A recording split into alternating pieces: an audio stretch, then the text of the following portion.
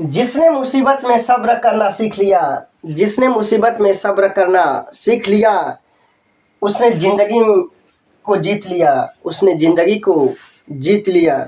काश खुशियों कोई दुकान होती, काश खुशियों की कोई दुकान होती, उसकी मुझे भी पहचान होती। काश खुशियों कोई दुकान होती, उसकी मुझे भी पहचान होती। भर देती आपकी ज़िंदगी खुशियों से, उसकी कीमत भले ही मेरी जान होती, भले ही मेरी जान होती। एक दुआ मांगते हैं हम, एक दुआ मांगते हैं हम अपने भगवान से, चाहते हैं आपकी खुशी पूरे ईमान से, चाहते हैं आपकी खुशी पूरे ईमान से। सब्र हसरतें पूरी हो आपकी और आप मुस्कुराएं दिलो जान से। आइए अब किसी के दिल को न दुखाया जाए, आइए अब किसी के दिल को न दुखाया जाए। प्यार को गीत ज़िंदगी का बनाया जाए, प्यार को गीत ज़िंदगी को बनाया जाए।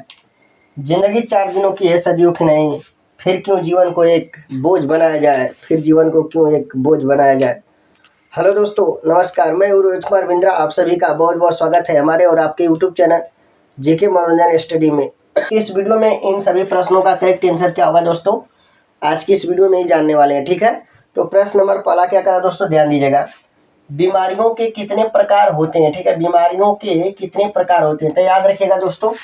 पहले का जो यहाँ पर आंसर मैं लिख रहा हूँ, आंसर्स, ठीक है, पहले का आंसर होगा 2 दोस्तों। ठीक है, कौन कौन दोस्तों, याद रखिएगा। बीमारियों कितने प्रकार के होते हैं? 2 होते हैं, एक जन्मजात और एक उपार्जित दोस्तों। क्या होता है दोस्तों? 2 होते हैं।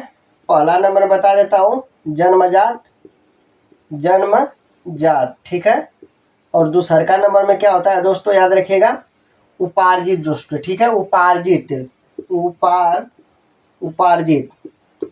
तो प्रश्न पहले में बीमारियों के कितने प्रकार होते हैं, याद रखिएगा 2 प्रकार होते हैं, जन्मजात होता है और एक उपार्जित होता है। ठीक है दोस्तों, आते हैं प्रश्न नंबर दूसरा में। उपार्जित बीमारियां कितने प्रकार की होती हैं? उपार्जित बीमारियां कितने प्रकार की होती है दोस्तों, याद रखिएगा। दूसरे का जो आंसर बनेगा 2 प्रकार की होती है। पहला नंबर में तो संक्रामक, संक्रामक, ठीक है।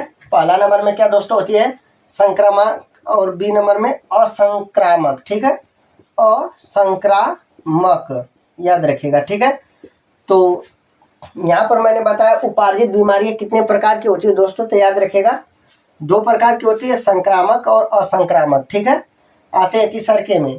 कुष्ठ रोग किस प्रकार की बीमारी के अंतर्गत आता है? कुष्ठ रोग किस प्रकार की बीमारी के अंतर्गत आता है, तो याद रखिएगा उस बीमारी का, कुष्ठ रोग किस प्रकार की बीमारी के अंतर्गत आता है, याद रखिएगा संक्रामक बीमारी के अंतर्गत, संक्रामक, संक्रामक बीमारी के अंतर्गत। ठीक है दोस्तों, चौथा प्रश्न नंबर चौथा क्या रहा, मोती झरा।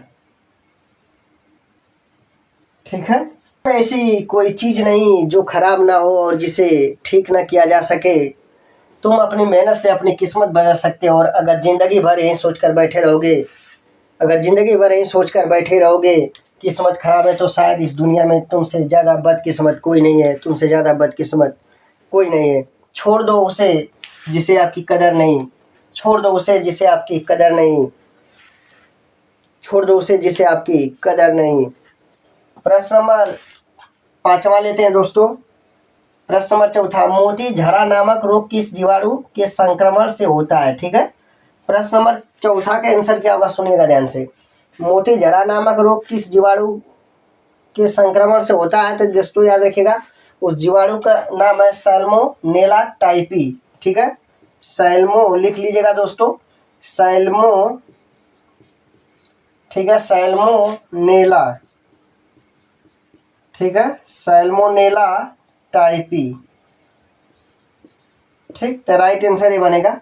इसके बाद 5वां का जो आंसर क्या कर रहा है, विब्रियो कालरी नामक जीवाणु से। ठीक है, विब्रियो कालरी नामक जीवाणु से कौन सी बीमारी फैलती है, तो याद रखिएगा हैजा की बीमारी फैलती है। ठीक है, तो 5वें का आंसर मैं यहीं लिख दे रहा हूँ, समझ जाइएगा ध्यान से।